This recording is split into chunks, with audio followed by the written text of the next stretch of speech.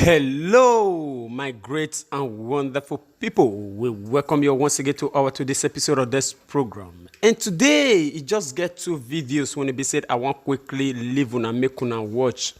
This first one, they come from this senator from the southeast when it be say in name na Senator Eyinanya Abaribe.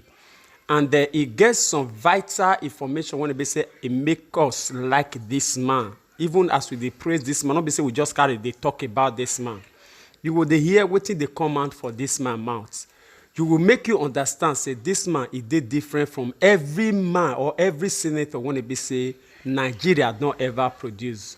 Watch this video before we bring you the next one when it be say we want carry con. Watch this one, we'll come back for the conclusion. I think happens.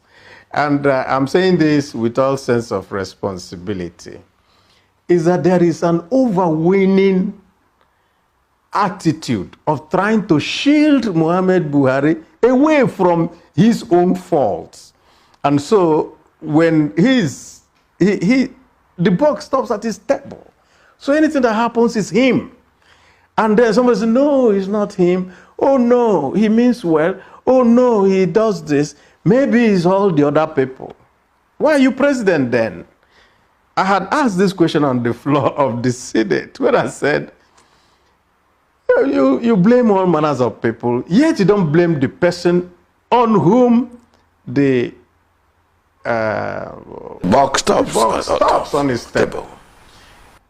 Yet every other president was blamed. So why is it that every other president, and even he himself, continue blaming other presidents? But when it comes to himself, oh, it's now other people, it's not him.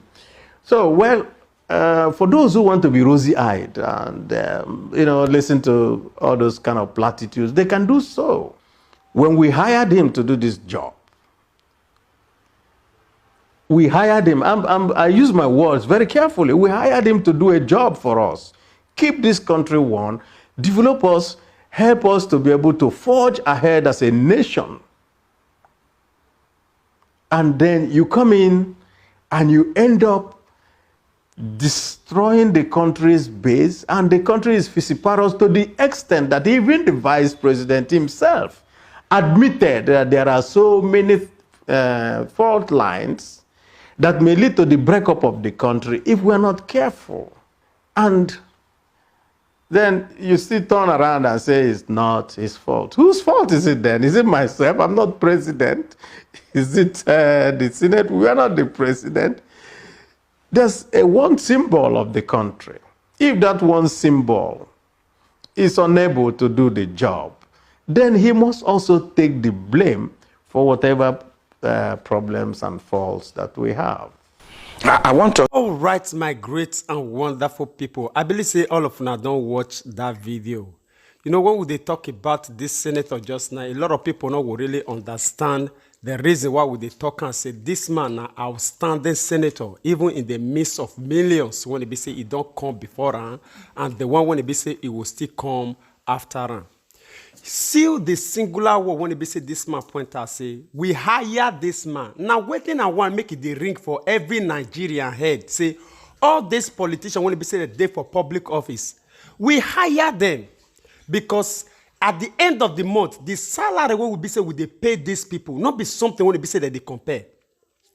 You know, before we say now two video one break on, this one don't lead us to another one when it be say he admit by himself, say every month say that they pay the 8.5 million naira. You understand what I mean? 8.5 million naira for only one lawmaker for inside Nigeria. Now that one you want to tell us, say, you not get responsibility. These people, they not just they say that they help us or that they do Nigeria a favor. No, we hire them for a service. And if you hire somebody for a service and you know they give you waiting you hire them for, you get the right to fire that person or even question that person. But today, this administration can't be like something where be say, nah, hook for every Nigerian neck. And for us to get more clarification, just watch this video. May you hear from the horse's mouth. I will come back for the conclusion. The official salary of a member of the National Assembly, House of Representatives, which I also signed to receive monthly, is 800,000. That's one. That's one. Listen. Listen. Hello. Listen. Hello. Please, please. And I am putting it again. Listen, that's the problem we have. I told you I was going to say it. Why don't you wait for me to say it? Then the office running cost of a member House of Reps is 8.5 million. Shout. Shout. All right. For those of you who know that I said exactly what it is. And let me share what the problem is. The problem is not the 8.5 million. The problem is what the constituents demand on a daily basis. And when you don't meet it, they begin to call you names. Just before I walked to the stage, I got 3 emails of constituents demanding for money and demanding for jobs. All right, my great and wonderful people. I believe say una don't hear from that horsepower mouth. Without shame and without restraint, this man just open up his mouth, talk the truth. And I believe, thank God say he talk the truth too. I'm not there against and say he talk the truth. But why I say he not get shame? Una they receive that money, now una open una eye, they see this country, they sink like that. Eh?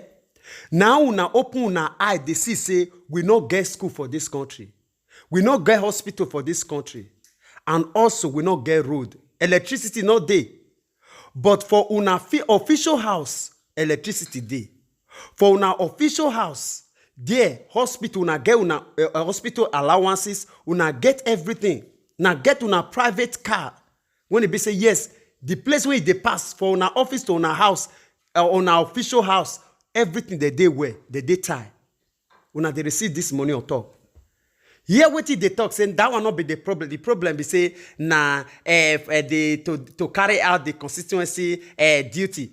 Now your money you take to carry out that constituency duty. Now your money. Now inside this money, now una take to carry out that supposed assignment, that supposed budget for that your own constituency. Now your money, not be una money. That one na una own salary. Allowance is never there. Wardrobe allowance is never there. Hospital allowance is never there. Eh? It never there. I believe they will still get traveling allowances. Those who are never there. You now see the problem.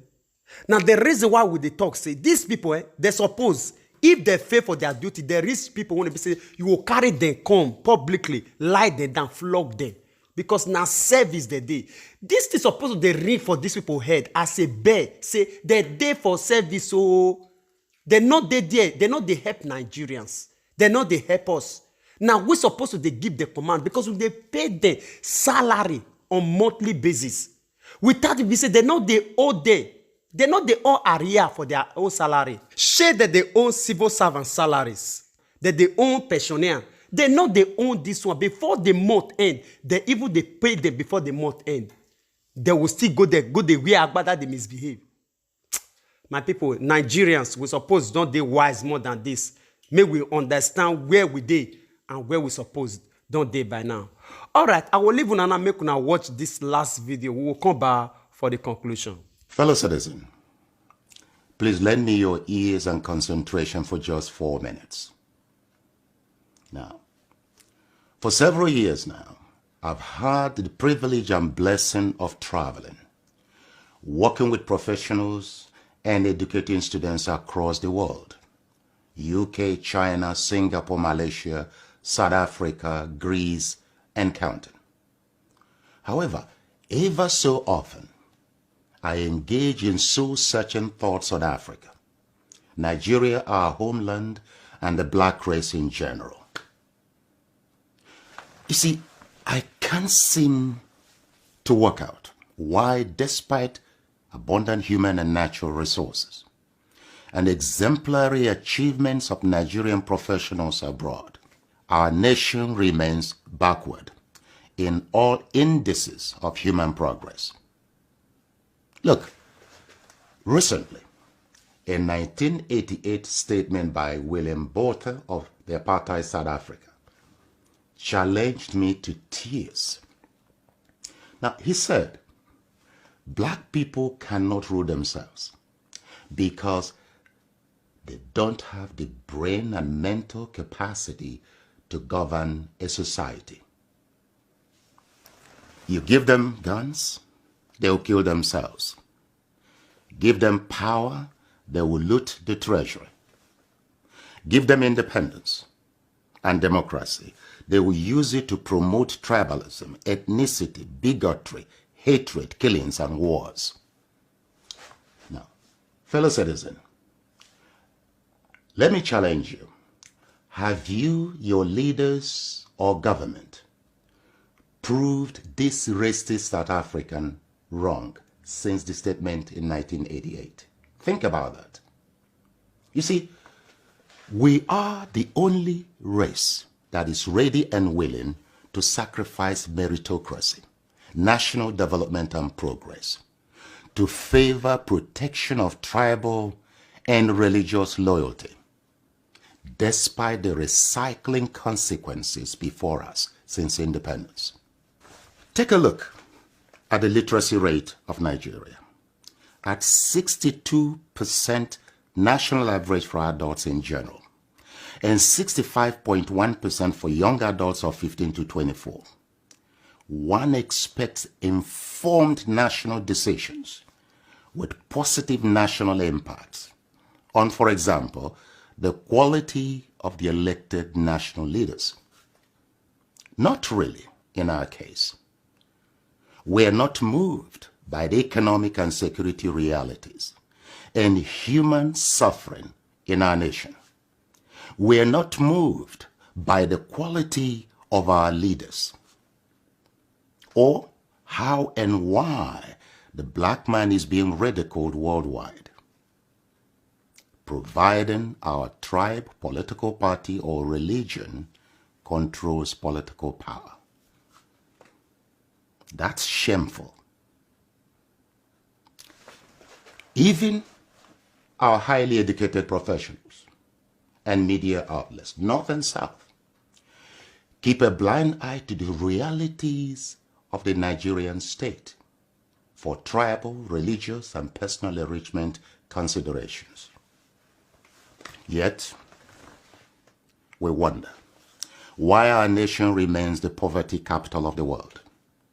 Yet, we wonder why the black race is increasingly undervalued and humiliated across the world. Who did this to us? Who did this to us? Do you ever ask this question? COVID-19 has exposed the state of our nation and the cumulative impact of the quality of our leadership over several years. Our leaders are repeating the errors of 500 years ago, when our kings and military aristocrats sold our people into slavery for mirrors and gunpowder. They failed to realize that by that decision, they had confined future generations into perpetual slavery, exploitation, and abuse. Today, foreign powers are acquiring hectares of land outright across Nigeria and Africa for the next phase of our slavery or colonization. Once more, our leaders are mortgaging the future, freedom, existence, survival, and progress of generations for short-term, worthless, stage-managed red carpet receptions, handshakes, cheap collateral loans, travel visas, and personal gains.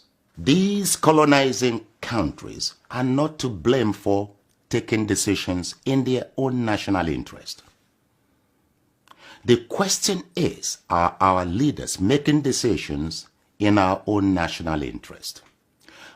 I put this to you as a matter of urgency. We must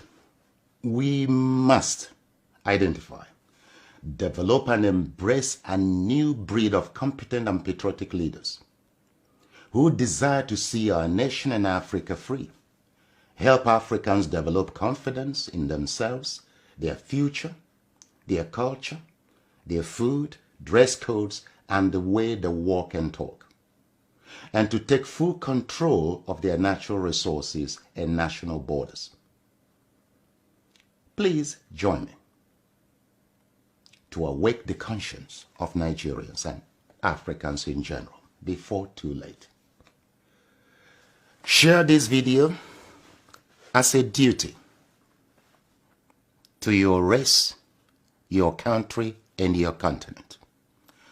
Our lives, our future, our survival depend on our collective actions today. This video is not about me. It is about us and our future. I'm playing my part. I hope you play yours. Thank you and God bless.